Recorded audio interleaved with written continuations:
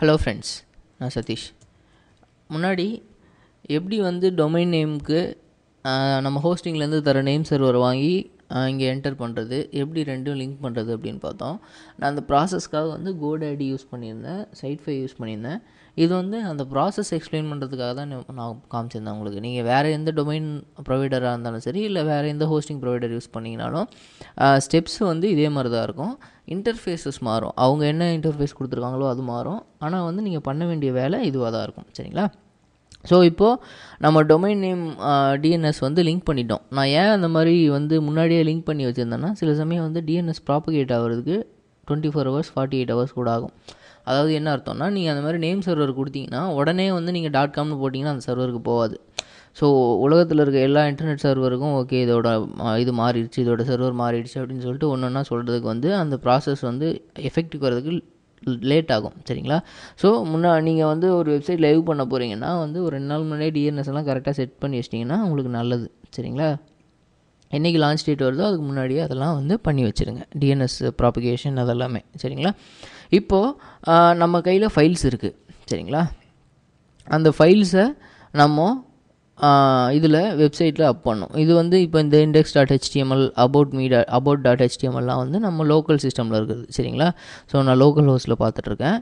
இந்த சிஸ்டமெல்லாம் இந்த ஃபைல்ஸ் எல்லாம் வந்து நம்ம சர்வரில் அப்லோட் பண்ணால் தான் நம்ம அதை இன்டர்நெட்டில் வியூ பண்ண முடியும். சரிங்களா?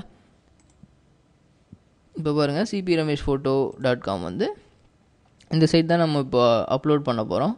இந்த சைட்டு அந்தளவுக்கு ஒன்றும் இல்லை. இதில் வெறும் வந்து ஒரே ஒரு எம்டி ஃபைலில் நான் சும்மா அண்டர் கன்ஸ்ட்ரக்ஷன் ஃபைல் மாதிரி போட்டு வச்சேன். இதுதான் இருக்குது. சரியா? இப்போது இதை வந்து நம்ம அப்லோட் பண்ணுறதுக்கு நமக்கு FTP கிளையண்ட் அப்படின்னு ஒன்று வேணும். FTP கிளையண்ட்னால் என்னென்னா, நம்ம ஃபைல்ஸ் எல்லாம் வந்து நம்ம லோக்கல் சிஸ்டம்லேருந்து ரிமோட் சர்வருக்கு வந்து ட்ரான்ஸ்ஃபர் பண்ணுறதுக்கான ஒரு சாஃப்ட்வேர். சரிங்களா? அதாவது அந்த இன்டர்நெட்டில் இருக்க சர்வருக்கு ட்ரான்ஸ்ஃபர் பண்ணக்கூடிய ஒரு சாஃப்ட்வேர். சரிங்களா? அதுக்காக வந்து நான் FileZilla யூஸ் பண்ணுறேன். ஓகேங்களா? FileZillaவில் இந்த சாஃப்ட்வேர் பார்த்திங்கன்னா 2 பேனல் இருக்குது. இந்த சைடு ரைட் சைடு ஒரு பேனல் இருக்குது, லெஃப்ட் சைடு ஒரு பேனல் இருக்குது. இந்த லெஃப்ட் சைடில் இருக்க பேனல் வந்து நம்மளோட லோக்கல் சிஸ்டம். சரிங்களா? நம்ம சிஸ்டம் வந்து, அதாவது நம்ம இப்போ உட்காந்து ஒர்க் பண்ணிகிட்ருக்கோம் இல்லையா, அந்த லோக்கல் சிஸ்டமோட ஃபைல் சிஸ்டம் இது வந்து நீங்கள் ஏதாவது ஒரு ரிமோட் சர்வர் கனெக்ட் பண்ணிங்கன்னா அதோட ஃபைல்ஸ் எல்லாம் இங்கே தெரியும். சரிங்களா? இப்போது சர்வரில் போயிட்டு Ctrl+S கொடுத்தீங்கன்னா சர்வர் மேனேஜர் ஓப்பன் ஆகிடும். நான் இதில் ஏன் வந்து FileZilla யூஸ் பண்ணேன்னா, FileZilla வந்து விண்டோஸ்க்கும் இருக்குது, மேக்குக்கும் இருக்குதுன்னு நினைக்கிறேன், லினக்ஸ்க்கும் இருக்குது. ஸோ உங்களுக்கு கிராஸ் பிளாட்ஃபார்மாக இருக்கனால யூஸ் ஆகும். சரிங்களா? ஸோ 3 முக்கியமான விஷயம் வந்து நீங்கள் நோட் பண்ணணும். எப்போவுமே FTPயில் வந்து 3 விஷயம் இருக்கும். ஒன்று ஹோஸ்ட் நேம். சரிங்களா? ஜென்ரலி ஹோஸ்ட் நேம் வந்து டொமைன் நேமாக இருக்கும். அப்படி இல்லைனா வந்து ஒரு IP அட்ரஸாக கூட இருக்கலாம். சரிங்களா? ஸோ ஹோஸ்ட் நேம் முக்கியம். அடுத்து யூசர் நேம், பாஸ்வேர்டு. சரிங்களா? ஹோஸ்ட் நேம்ன்றது வந்து நீங்கள் எந்த கம்ப்யூட்டருக்கு போகணும், எந்த கம்ப்யூட்டருக்குள்ளே போய் லாகின் பண்ணணும் அப்படின்றது. யூசர் நேம் பாஸ்வேர்டு வந்து நீங்கள் லாகின் பண்ணணுனாலே ஒரு யூசர் நேம் பாஸ்வேர்டு தேவை இல்லையா, அது. ஸோ இந்த 3 இன்ஃபர்மேஷனும் வந்து ரொம்ப முக்கியம். சரிங்களா?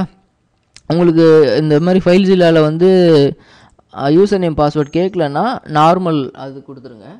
கொடுத்துட்டு அது வழியாக வந்து அடுத்து கீழே வந்து யூசர் நேம் ஃபீல்டு எனேபிள் ஆகிடும். அதுக்கப்புறம் யூசர் நேம் பாஸ்வேர்டு கொடுத்துக்கோங்க. சரிங்களா?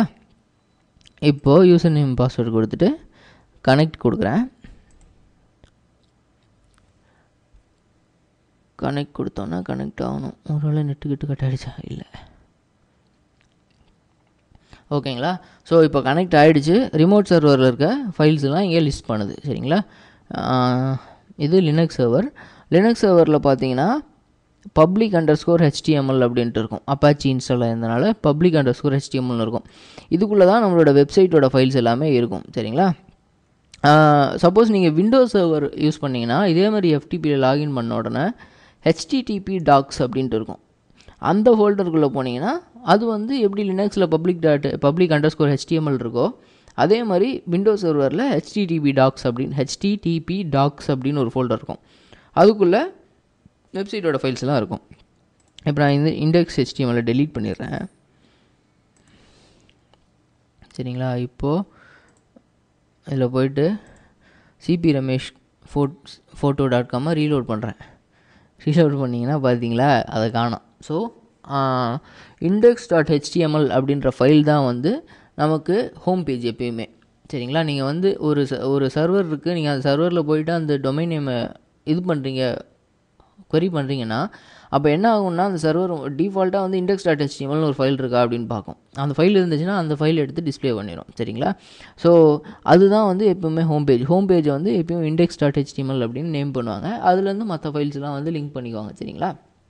ஸோ நீங்கள் ஒரு புக்கு வச்சுருக்கீங்கன்னு வச்சுக்கோங்களேன். புக்கு திறந்தோன்னே உள்ளே வந்து இந்த சாப்டர் இங்கே இருக்குது அப்படின்னு சொல்லி ஒரு பேஜ் வரும் இல்லையா? அந்த பேஜ் இண்டெக்ஸ் பேஜ்னு சொல்லுவாங்க இல்லையா?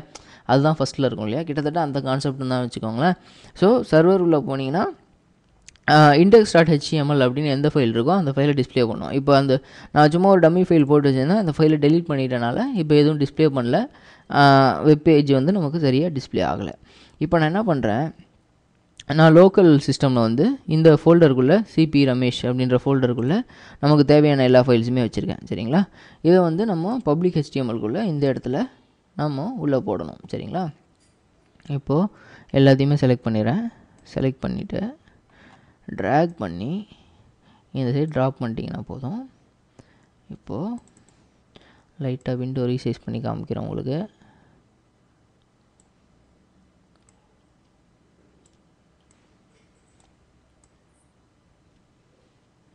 கீழே பார்த்தீங்கன்னா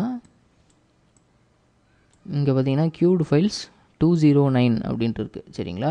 ஸோ அதாவது இப்போ நம்ம ட்ரான்ஸ்ஃபர் பண்ணுறது 207 ஃபைல் வந்து இன்னும் ட்ரான்ஸ்ஃபர் ஆக வேண்டியது இருக்குது. அந்த ட்ரான்ஸ்ஃபரில் வந்து இங்கே சக்ஸஸ்ஃபுல் ட்ரான்ஸ்ஃபர்னால் இது வரைக்கும் எவ்வளோ இது சக்ஸஸ்ஃபுல்லாக ட்ரான்ஸ்ஃபர் ஆகிருக்கு அப்படின்றது இங்கே ஆட் ஆகிட்டே போகும். queued ட்ரான்ஸ்ஃபர் வந்து இதுக்கு இன்னும் ட்ரான்ஸ்ஃபர் ஆக வேண்டிய ஃபைல்ஸ் இங்கே இருக்குதுன்னு சொல்லிட்டு அது குறைஞ்சிக்கிட்டே வரும். சரிங்களா? ஸோ இப்போது இங்கே இருக்க ஒவ்வொரு ஃபைலாக வந்து சர்வருக்கு அப்லோட் ஆகிட்டுருக்கும். அப்லோட் ஆகி முடித்த உடனே நம்ம சைட் வந்து ஆன்லைன் ஆகிடும். சரிங்களா? ஸோ நம்ம லோக்கலில் இருக்க ஃபைல்ஸை வந்து எல்லோரும் ஆக்சஸ் பண்ணக்கூடிய ஒரு சர்வரில் போட்டுறோம். நம்ம டொமைன் நேமுக்கு வந்து இந்த டொமைன் நேம் கால் பண்ணும்போது நீங்கள் இந்த சர்வரில் இருக்க ஃபைல்ஸை எடுத்து டிஸ்ப்ளே பண்ணுங்கன்னு சொல்லிடுறோம். அதுக்காக நேம் சர்வர் யூஸ் பண்ணுறோம். ஸோ இந்த அப்லோட் ப்ராசஸ் முடிஞ்ச உடனே நம்ம சைட் வந்து ஆன்லைன் ஆகிடணும். அதாவது நம்ம லோக்கல் சிஸ்டமில் பார்த்த சைட் வந்து இந்த அப்லோட் ப்ராசஸ் முடிஞ்ச உடனே ரிமோட் சர்வரில் ஆன்லைனில் இருக்கணும். ஸோ யார் வேணால் வந்து இந்த சைட்டை உலகத்துலேருந்து பார்த்துக்கலாம். சரிங்களா? இதுதான் ப்ராசஸ். இப்போது நமக்கு அப்லோட் ஆகிறது கொஞ்சம் ஸ்லோவாக இருக்குது, நான் அதனால் கொஞ்சம் பாஸ் பண்ணி வச்சிட்றேன். ஓகே, இப்போது ஃபைல்ஸ்லாம் சக்ஸஸ்ஃபுல்லாக ட்ரான்ஸ்ஃபர் ஆகி முடிஞ்சிருச்சு. சரிங்களா? இங்கே பார்த்தீங்கன்னா சக்ஸஸ்ஃபுல் ட்ரான்ஸ்ஃபர்ஸ் 214 அப்படின்ட்டுருக்கு. ஸோ எல்லா ஃபைல்ஸும் ட்ரான்ஸ்ஃபர் ஆகி முடிஞ்சிருச்சு. ஏதாவது ஃபெயில்டு ட்ரான்ஸ்ஃபரில் வந்துச்சுன்னா நீங்கள் என்ன பண்ணுங்கள், அதை செலக்ட் பண்ணி ரைட் கிளிக் பண்ணி ரீசெட் அண்டு ரீக்யூ செலக்டட் ஃபைல்ஸ் இருக்குது இல்லையா, இல்லைனா வந்து ரீசெட் அண்டு ரீக்யூ ஆல் அப்படின்னு கொடுத்தீங்கன்னா எந்தெந்த ஃபைல்லாம் வந்து ஃபெயில்டு ஆச்சோ அதெல்லாம் திரும்ப வந்து அப்லோட் ஆகும். சரிங்களா? ஸோ ஒன்ஸ் ட்ரான்ஸ்ஃபர் சக்ஸஸ்ஃபுல்லாக முடிஞ்சிருச்சு. ஸோ நம்ம லோக்கல் சிஸ்டமில் இருந்த எல்லா ஃபைலும் ரிமோட் சர்வருக்கு போயிடுச்சு. இப்போ நான் cpramesh.photo.comல ரீலோட் கொடுக்குறேன். எல்லாமே கரெக்டாக நடந்துச்சுன்னா நம்மளோட index.html ஃபைலை இங்கே டிஸ்ப்ளே பண்ணணும். ஓகேங்களா? கரெக்டாக டிஸ்ப்ளே ஆகுது. ஸோ இப்போது இந்த வெப்சைட் லைவ் ஆகிடுச்சு. லிங்க்ஸ் இல்லாமல் கரெக்டாக ஒர்க் பண்ணுது.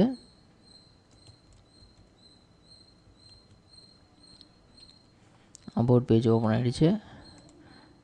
கேலரி பேஜ் ஒர்க் ஆகுது. ஸோ எல்லாமே கரெக்டாக ஒர்க் ஆகுது. இதுதான் வந்து FTP யூஸ் பண்ணி வெப்சைட்டை இன்டர்நெட்டில் லைவ் பண்ணுற மெத்தட். சரிங்களா?